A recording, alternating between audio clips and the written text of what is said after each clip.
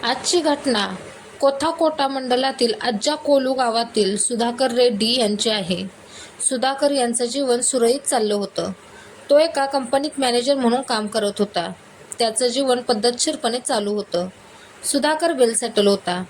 एक दिवस तो त्याच्या मित्राच्या लग्नाला जातो आणि तिथं एका मुलीला पाहतो. पाहता क्षणीच तो तिच्या प्रेमात पडतो आणि ठरवतो की लग्न करीन तर ह्याच मुलीशी. आपली जीवनसाथी म्हणून हीच मुलगी योग्य आहे असं त्याला वाटतं. तो तिची माहिती काढतो. तिच्याशी मैत्री करण्याचा प्रयत्न करतो. याला सुदैव की दुर्दैव म्हणता येईल माहिती नाही, पण त्या दोघांच्यात मैत्री होते. पहिलं तर तो तिच्याशी ओळख करतो, त्यानंतर मैत्री करतो आणि मैत्रीचं रूपांतर प्रेमात होतं. त्या मुलीला सुद्धा सुधाकर खूप आवडायला लागतो. जिच्यावर सुधाकर जीवापाड प्रेम करतो त्या मुलीचं नाव स्वाती होतं. ते दोघं ठरवतात की आयुष्याच्या शेवटच्या क्षणापर्यंत एकमेकांना साथ द्यायची. दोघेजण ठरवतात की आपल्याला लग्न करायचं आहे आणि ते दोघेही आपल्या घरातल्यांशी बोलतात. सुधाकर त्याच्या घरी सांगतो की मी लग्न करीन तर स्वातीशीच.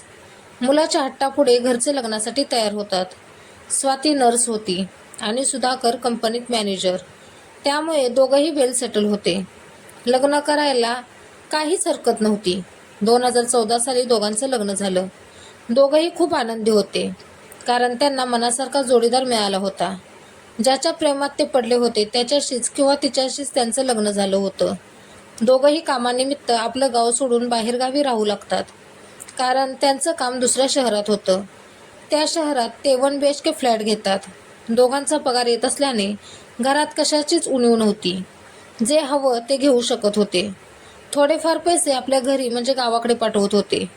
आयुष्यात कोणत्याच गोष्टीची कमी नव्हती. लग्नाला 8 वर्ष झाली. त्यात त्यांना 2 मुलं देखील झाली होती. स्वाती कामाला जात असल्याने तिने आपल्या दोन्ही मुलांना आपल्या माहेरी आई वडिलांकडे ठेवले होते. एके दिवशी हे दोघेही सुधाकरच्या गावाकडे जाण्यासाठी निघाले. सुधाकरची स्वतःची कार होती.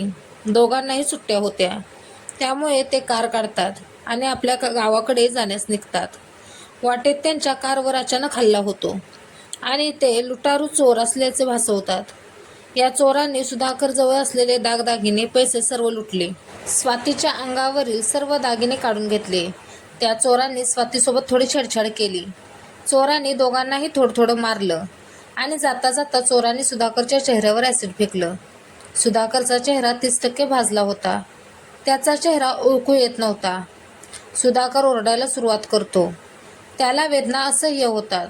स्वाती त्याची ही परिस्थिती बघून त्याला मागच्या सीटवर टाकते आणि तिला गाडी चालवता येत असल्याने ती कार चालू करून त्वरित त्याला दवाखान्यात नेते. डॉक्टरांनी तात्काळ त्याच्यावर उपचार सुरू केले. डॉक्टरांनी सांगितले की त्याच्या जीवाला काही धोका नाही, फक्त चेहराच खराब होण्याची शक्यता आहे. पण चेहरा नीट होण्यासाठी आपण चेहऱ्याची सर्जरी देखील करू शकतो. सर्जरी करायची ना करायची ही तुमची मर्जी, आम्ही फक्त सल्ला देतो.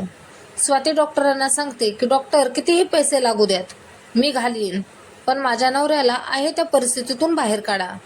त्याला काहीही होता कामा नये. तो जरा ठीक झाला की मग आपण प्लास्टिक सर्जरी करू. त्याचा चेहरा आपण नंतर व्यवस्थित करून घेऊ. सुधाकरचा पूर्ण चेहरा पट्ट्यांनी गुंडाळला होता. स्वातीने सुधाकरच्या घरच्यांना झालेला सर्व प्रसंग सांगितला. आम्ही गावाकडे येत होतो. वाटेत चोरांनी आम्हाला अडवलं. आमच्याकडील दागदागिने, पैसे सर्व काही ते घेऊन गेले. आम्हाला मारलं देखील आणि मोटरसायकलवरून जाता जाता त्यांनी एक काचेची बाटली काढली. त्यात ॲसिड होतं. ते सुधाकरच्या चेहऱ्यावर फेकलं. आम्ही त्याचा पाठलाग करू नये म्हणून त्यांनी हे सर्व केलं असेल. हे सर्व ऐकल्यावर सुधाकरच्या घरचे दवाखान्यात येतात. सुधाकरला पाहतात तर सुधाकरचा चेहरा दिसतच नव्हता, कारण त्याचा पूर्ण चेहरा पट्ट्यांनी झाकला गेला होता. घरचे हे दृश्य पाहून आक्रोश करतात, रडू लागतात, नशिबाला दोष देऊ लागतात. त्याच्या आई तर धाय मोकलून रडत होती, कारण तिचा पोटचा गोळा, तरुण मुलगा, करता मुलगा ह्या अवस्थेत पाहून ती आक्रोश करू लागते. तिला काय करावे ते सुचत नाही. 2-4 दिवस जातात आणि 2-4 दिवसानंतर डॉक्टर येऊन सांगतात की तुम्ही सुधाकरला पातळ पेय देऊ शकता.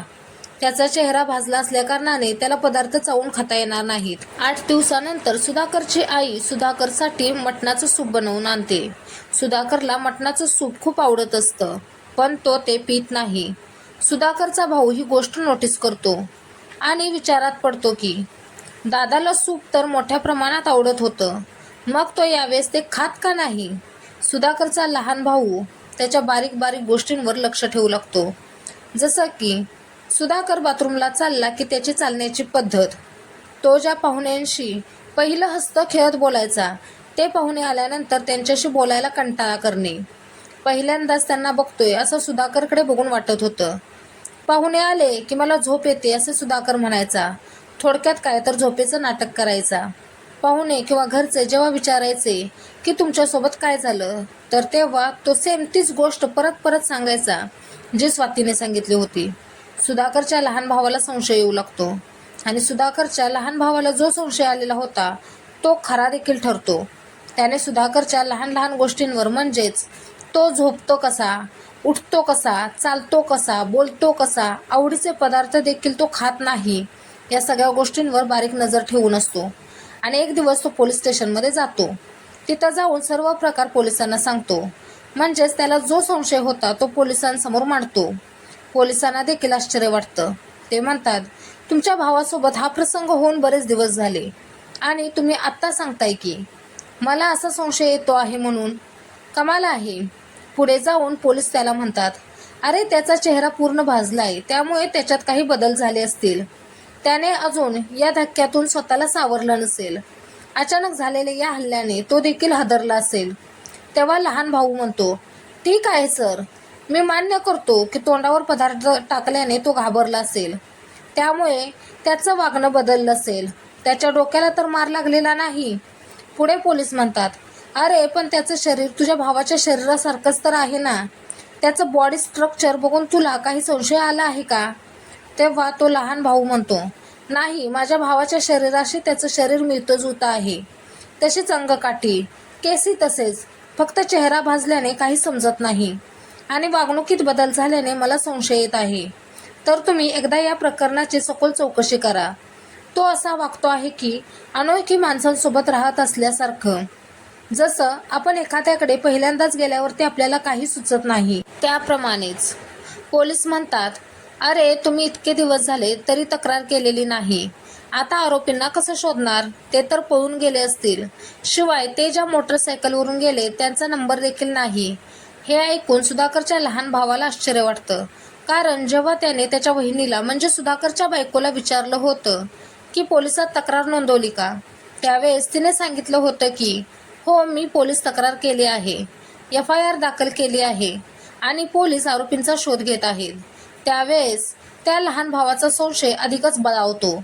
त्याला खात्री पटते की यात नक्कीच काहीतरी काळबेरं आहे आणि तो पोलिसांना चौकशी करण्यासाठी फोर्स करतो की तुम्ही या प्रकरणाची खोल चौकशी करा. सुधाकरच्या बायकोला, स्वातीला पोलीस स्टेशनमध्ये चौकशीसाठी बोलावलं जातं. तिला काही प्रश्न केले जातात. पहिलं तर हे कसं घडलं हा प्रश्न असतो. त्यावेळेस ती सांगते की आम्ही गावाकडे चाललो होतो. वाटेत काही चोरांनी आमच्यावर हल्ला केला. आमच्याकडील दागदागिने, पैसे सर्व काही काढून घेतलं. आम्हाला मारहाण केली आणि जाता जाता त्यांच्या चेहऱ्यावर एक द्रव फेकला आणि ज्यावेळेस माझ्या नवऱ्याने चेहऱ्याला हात लावला तेव्हा समजलं की चेहरा पूर्ण भाजलेला होता, जळालेला होता. अशा प्रकारची परत तीच कहाणी स्वाती पोलिसांना सांगते. पोलीस सुधाकरच्या लहान भावाला म्हणतात, अहो कशाला वेळ वाया घालवताय? तुझी वहिनी तेच सांगत आहे जे पहिलं सांगितलं होतं आणि त्यात संशय येण्यासारखंच काहीच नाही. तेव्हा सुधाकरचा लहान भाऊ परत पोलिसांना विनंती करतो आणि सांगतो की त्याचे आधार कार्ड परत एकदा चेक करा आणि बोटांचे ठसे त्याच्याशी मिळते जुळते आहेत का हे चेक करा.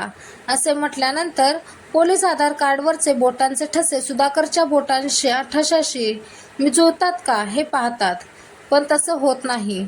बोटांचे ठसे मॅच होत नाहीत आणि पोलिसांना कळून चुकतं की काहीतरी गडबड आहे.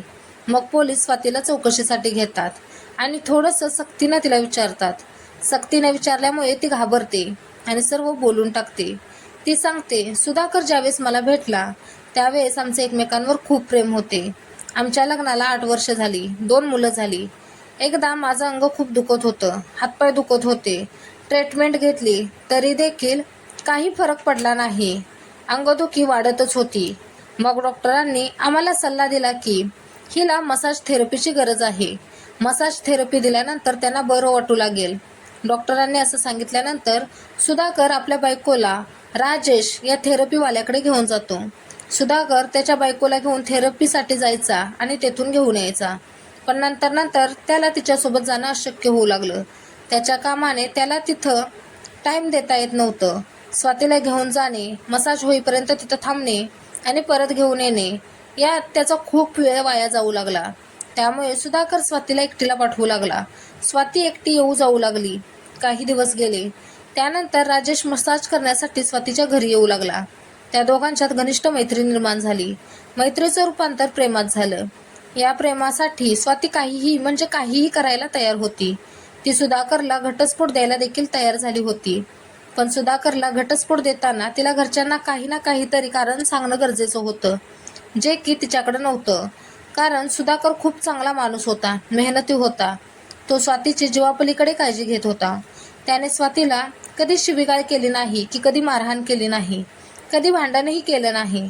सुधाकरचा स्वातीवर जीवापाड विश्वास होता. स्वातीला काहीही मार्ग दिसत नव्हता, काहीही पर्याय निघत नव्हता. सुधाकरला घटस्फोट देण्यासाठी मग ती एक प्लॅन आखते. ती राजेशला बोलावून प्लॅन समजावून सांगते. दोघांचं ठरतं आणि मग 26 नोव्हेंबर रोजी सुधाकर घरी येतो, जेवतो आणि बेडवर जाऊन झोपतो. तो झोपलेला पाहून स्वाती येते आणि सुधाकरच्या डोक्यात रॉडने घाव घालते आणि त्याला बेशुद्ध करते. राजेशला बोलावते. राजेश आल्यानंतर ते दोघे मिळून सुधाकरला रॉडने, चाकूने इतकं मारतात की त्याच्या डोक्याचा चेंदामेंदा करतात.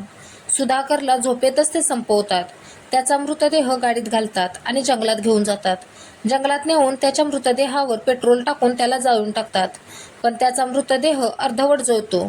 तो अर्धवट जळालेला मृतदेह ते जमिनीत पुरतात आणि गाडीत बसून ते घराकडे येतात. घरातील पुरावे नष्ट करतात आणि दुसऱ्या दिवशी ही घटना घडवून आणतात. ते असं नाटक करतात की राजेशचा चेहरा जाळायचा आणि प्लॅस्टिक सर्जरी करून त्याला सुधाकरचा चेहरा लावायचा. म्हणजे शेवटपर्यंत राजेश सुधाकर बनून माझ्यासोबत राहील आणि घरच्यांना कळणार देखील नाही की सुधाकर आता या जगात नाही. सुधाकर आणि राजेशची शरीरयष्टी सारखीच होती. स्वातीने ज्याप्रमाणे प्लॅन बनवला होता तसंच घडत होतं. स्वातीने ॲसिडची एक बाटली आणली आणि त्यातील थोडं ॲसिड राजेशच्या तोंडावर टाकलं आणि तोपर्यंत चेहरा जाळला की त्याचा चेहरा उकून येणार नाही किंवा खराब होईल इथंपर्यंत, आणि त्याला दवाखान्यात घेऊन गेले. प्लास्टिक सर्जरी करून त्याचा चेहरा जरा बदलेल असं स्वातीनं घरच्यांना सांगितलं. पण सुधाकरच्या लहान भावाने छोट्या छोट्या गोष्टींवर बारकाईने लक्ष ठेवल्याने हे प्रकरण उघडकीस आलं. नाहीतर स्वाती तिचं आयुष्य आनंदात जगत राहिली असती. स्वाती सुधाकरशी प्रामाणिक राहिली नाही. ती राजेशशी प्रामाणिक काय राहणार? आणि त्यात स्वातीची 2 मुलं जी तिच्या आईवडिलांकडे होती, ती जर तिच्यासोबत असती तर त्यांचाही बळी घ्यायला तिने मागे पुढे पाहिलं नसतं. पोलीस स्वातीला अटक करतात. प्रियकराच्या प्रेमात पडून निर्गुण हत्या करणाऱ्या नगर कुर्नूल स्वातीची जामिनावर सुटका झाली. 8 महिन्यानंतर न्यायालयाने जामीन मंजूर केल्यानंतर तिची महबूबनगर कारागृहातून सुटका झाली. मात्र तिच्या कुटुंबियांनी तिला नेण्यास नकार दिल्याने तिला राज्यगृहात हलवण्यात आले. तुरुंगातून सुटल्यानंतरही स्वातीच्या प्रकरणातील नाट्य सुरूच होतं. स्वातीला घ्यायला कोणीच न आल्याने तिला एकटीला पाठवल्यास तिच्यावर हल्ला करण्याची शक्यता अधिकाऱ्यांना वाटली. यापूर्वी त्यांना ते हैदराबाद येथील सरकारी घरी पाठवायचे होते, परंतु जिल्हाधिकारी नसल्यामुळे त्यांनी निर्णय बदलला आणि ते महबूबनगर येथील घरी हलवले. जामिनावर बाहेर आल्यानंतर प्रसारमाध्यमांनी तिच्याशी बोलण्याचा प्रयत्न केला असता ती काहीच बोलू शकली नाही. अश्रूच तिचे उत्तर होते. पतीची निर्गुण हत्या करून तुरुंगात गेलेल्या स्वातीने आपल्या 2 मुलांनाही अनाथ केलं. आता तीही एकटी पडली आहे. सगळं एकाकी झालं. शेवटी तिचे वडीलही आणि तिचे सासरचे लोकही तिची काळजी घेण्याच्या स्थितीत नाहीत. तिला जामीन देण्यासाठी कोणीही पुढं न आल्याने तिने विधी सेवा संस्थेकडे धाव घेतली. ही घटना सांगताना कोणालाही दुखावण्याचा किंवा त्रास देण्याचा आमचा हेतू नाही. तुम्हाला जागरूक करणं आणि सतर्क करणं हाच यामागचा उद्देश आहे.